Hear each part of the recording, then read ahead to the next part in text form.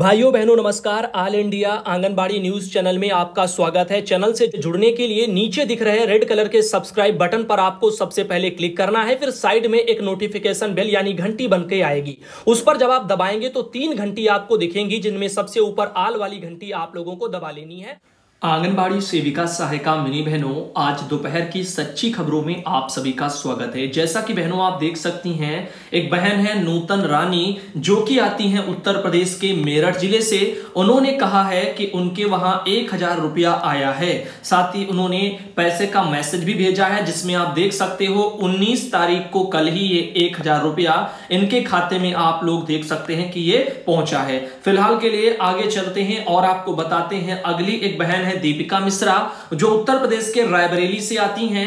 उन्होंने बताया है कि अंडर प्रोसेसिंग में अभी भी उनका पैसा लगा है, अभी कल सक्सेस नहीं हुआ है। तो हमने पूछा भी था कि बहनों, क्या आप सबका पैसा जो 2 सितंबर को लगा था 1500 अतिरिक्त मानदेय पीएलआई स्वरूप, क्या वो पैसा सक्सेस होने लग गया?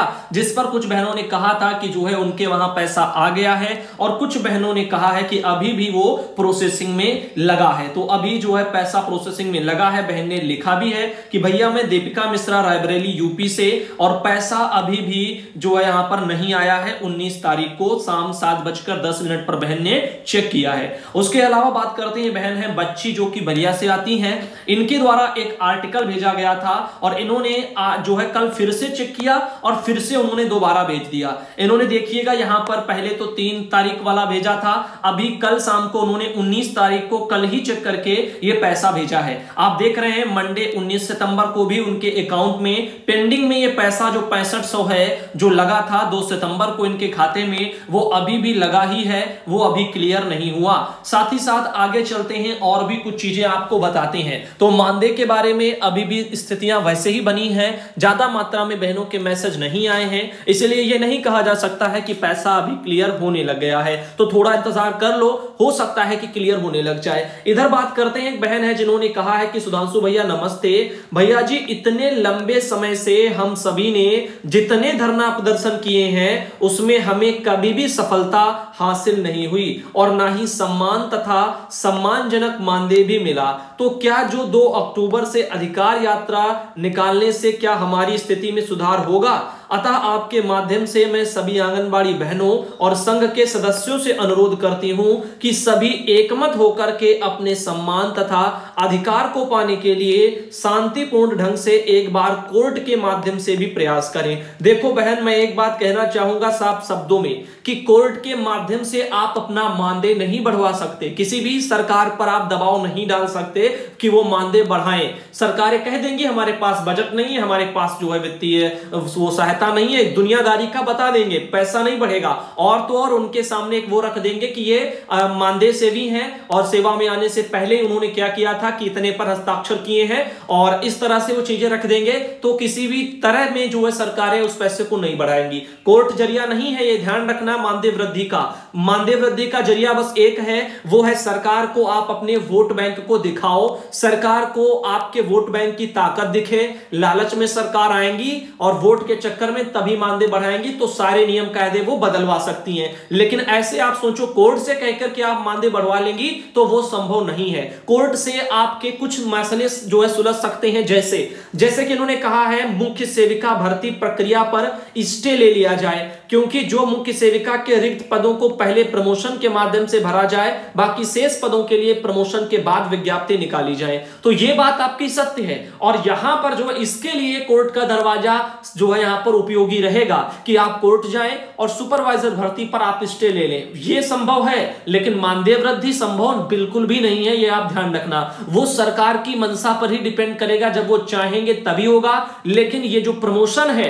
वो आप लड़कर के भी पा सकती हैं, क्योंकि यहां पर वो उसके नियम कायदे पहले से हैं, उसका पालन करना होगा, कोर्ट इसके आदेश कर देगा। लेकिन मानदेय वृद्धि पास जो है सरकार से बस कोर्ट यही कहेगा कि बढ़ाओ या इनके मानदेय पर विचार करो, सरकारें विचार नहीं करेंगी। ये समझ रहे हैं आप? तो अंतर समझ लो। इनका कहना यदि प्रमोशन के पूर्व सुपरवाइजर भर्ती की गई तो यह हम सब बहनों के साथ बहुत बड़ा अन्याय होगा। भैया जी, मुझे लगता है कि हमें अपने अधिकार को पाने के लिए कोर्ट ही एक उचित तथा न्याय संगत रास्ता है। इस विषय पर आपका क्या विचार है? तो इस मामले में तो कोर्ट बेटर रहेगा कि अगर आप सुपरवाइजर के लिए भर्ती पर स्टे लेना चाहें, क्योंकि आंगनबाड़ी बहनों का 2017 से जो प्रमोशन होना था वो नहीं हो रहा है, सरकार उस ओर बिल्कुल भी ध्यान नहीं दे रही है। अगर जो ये पद निकले हैं सीधी भर्ती के, ये भर जाते हैं तो फिर प्रमोशन कितने पदों पर होगा?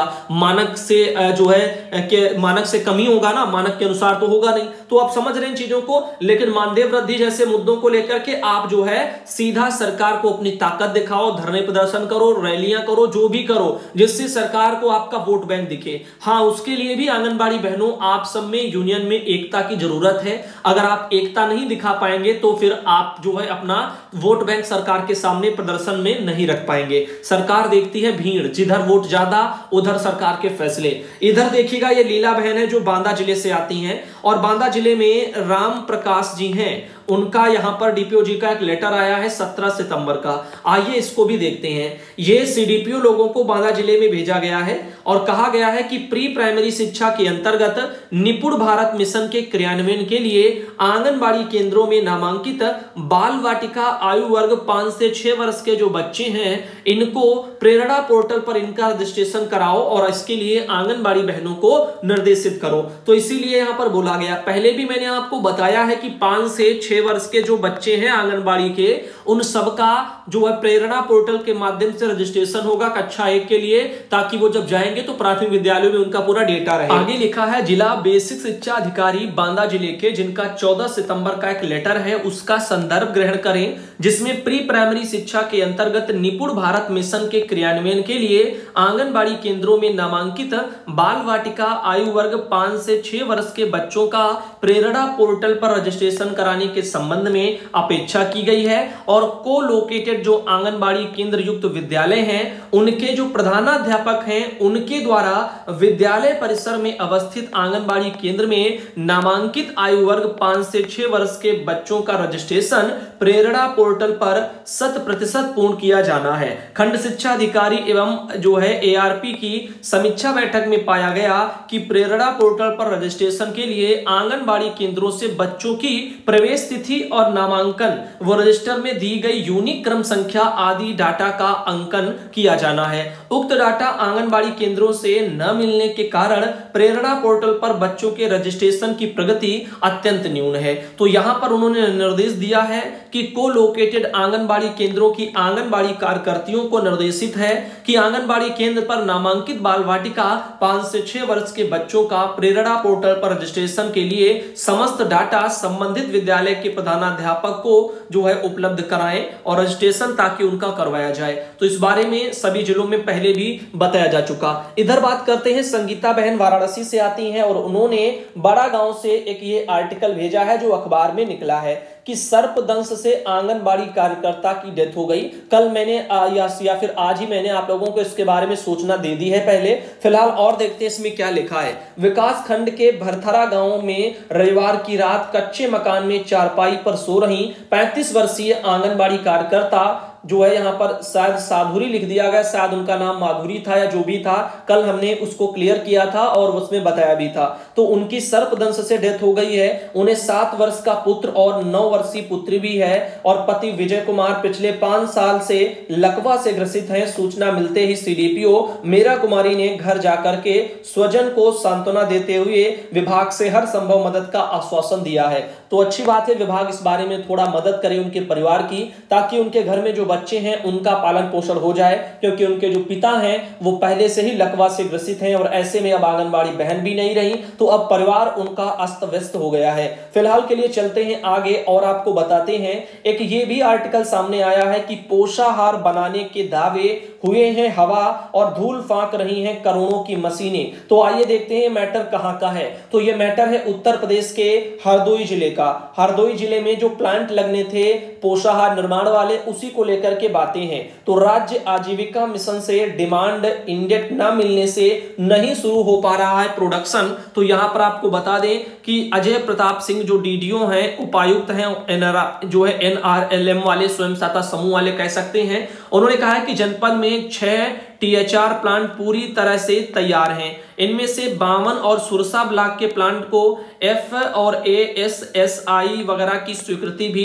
यहां पर मिल गई है। प्लांटों में उत्पादन शुरू करने के लिए विभाग से डिमांड इंडेट आनी है। इंडेट आते ही प्रोडक्शन शुरू कर दिया जाएगा। तो भाई इसमें काम में देरी क्यों हो रही है वो समझ में नहीं आ रहा। आगे देखो, प्रीमिक्स पाउडर बेस्ड तैयार होगा पोषाहार। तो इसके बारे में सबसे पहले आपको हम बता देते हैं कि यहां पर इन THR प्लांटों में लगाई गई ऑटोमेटिक मशीनों से 3 तरह के प्रोडक्ट तैयार किए जाएंगे। स्वयं सहायता समूह की प्रशिक्षित महिलाएं आटा बेसन हलवा, ऊर्जा युक्त हलवा और मूंग दाल खिचड़ी इनके पैकेट तैयार करेंगी। और पैकेट जो होंगे वो आहार पोषक तत्वों से पैकेट भरपूर होंगे। इसके लिए उनमें मूंगफली, चना, दूध पाउडर, फोर्टिफाइड राइस, विटामिन व अन्य पोषक तत्वों को मिलाया जाएगा। बाल विकास विभाग आंगनबाड़ी केंद्रों के माध्यम से आधा किलो व 1 किलो के पैकेट का वितरण करवाएगा। तो ये कुछ चीजें हैं जो जल्दी देखने को मिलेंगी। हरदोई में कई प्लांट लग रहे हैं जिसके बारे में बात हो रही है। सब कुछ तैयार है, बस यहां पर अनुमति टाइप का लेना बाकी है। तो एक उनका विभाग से एक डिमांड इंडेट आनी है, उसी के चक्कर में मैटर ये लटका पड़ा है। और इनका कहना है कि जनपद में 1 करोड़ से अधिक लागत के लगाए जा चुके हैं 8 THR प्लांट। कई जगह यहां पर FASSI का यहां पर लाइसेंस भी मिल गया है। इसके बावजूद अब तक प्लांट चालू नहीं हुए हैं। तो इस तरह से उनका कहना है कि बाल विकास विभाग, महिला कल्याण विभाग ने आंगनबाड़ी केंद्रों पर पंजीकृत जो बच्चे हैं, किशोरी हैं, गर्भवती हैं, धात्री हैं, इनको उच्च गुणवत्ता का पोषाहार देने का सरकार को देखा गया जो सपना है, अभी सपना ही जो है बना हुआ है। और शासन प्रशासन भी पहल के बाद करोड़ों खर्चा करके जनपद में भी पोषाहार बनाने के लिए 8 THR प्लांट लगाए गए हैं। पर लापरवाही का आलम कुछ ऐसा है कि करोड़ों खर्च करने के बाद भी आधुनिक मशीनें महीनों से धूल फांक रही हैं। जनपद में पोषाहार बनाने के लिए पहले चरण में 8 THR प्लांट लगाए जाने थे। इनमें कछौना THR प्लांट निर्माणाधीन है। वहीं संडीला में धनराशि आवंटन और कार्यदायी संस्था नामित होने के बावजूद अब तक कार्य नहीं शुरू किया गया है। अहिरोरी, टणियावा, सुरसा, बामन और बेहंदर, कुथावा THR प्लांट की पूरी तरह बनकर तैयार हैं। इनमें से सुरसा व बामन ब्लॉकों में बनाए गए ऑटोमेटिक प्लांट को शुरू करने से पहले FSSAI वगैरह की लाइसेंस वगैरह भी वहां पर जो है मिल गया है और इसके बावजूद अब तक प्लांट को नहीं चलाया जा सका है। तो आप देख रहे हैं इस कामों में कैसे लापरवाहियां बरती जा रही हैं। और इनका कहना है कि बताया जा रहा है कि राज्य आजीविका मिशन ने इन प्लांट को जो है शुरू करने के पहले डिमांड इंडेट देना होगा।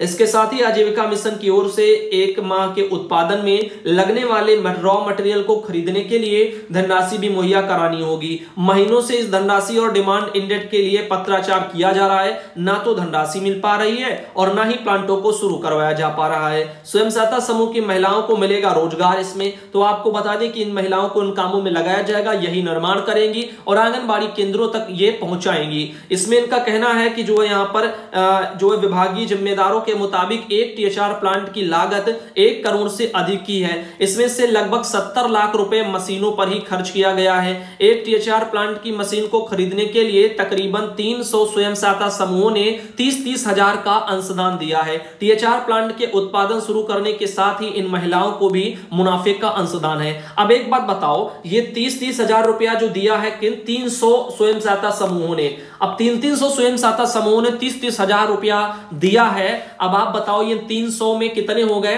तो यहां पर तो इस तरह से इतने तो आपके क्या हो गए, वो हो गए लोग हो गए। क्या इतने लोगों को एक एक प्लांट में नौकरी मिल जाएगी, यानी रोजगार मिल जाएगा? अब इसके बारे में आप बताओ। 300 स्वयं सहायता समूह, हर एक समूह में 10 लोग होते हैं, ठीक। तो यहां पर आपके हो गए आराम से कितने, 3000 लोगों को क्या ये एक प्लांट में रोजगार दे देंगे? लेकिन आप कहेंगे बिल्कुल भी 3000 की जरूरत ही नहीं पड़ेगी, इतने लोगों को कैसे कहां पर लगाएंगे? ऑटोमेटिक मशीनें हैं, इतने लोगों की जरूरत ही नहीं पड़ती। सप्लाई क्या कोई नौकरी हो गई वहां से यहां तक पहुंचाया? तो ये नौकरी तो है नहीं। तो यहां पर आप समझ रहे हैं ना इन चीजों को कैसे बढ़ाया जा रहा है। अब 300 लोगों ने पैसे दिए 30-30 हजार करके, लेकिन नौकरी काम धंधा में सबको वहां पर नहीं मिल पाएगा। सरकारें बस ऐसे पैसे लिए हैं तो उसको आगे बढ़ा चढ़ा करके पेश कर रहे हैं। बाकी आप समझो कि 3000 लोगों को कैसे एक ही प्लांट में नौकरी मिल जाएगी, जबकि पैसा 3000 लोगों ने समझ लो मिलकर के दिया है। 300 समूहों यानी कि 3000 लोगों ने, क्योंकि एक एक समूह में 10-10 लोग आराम से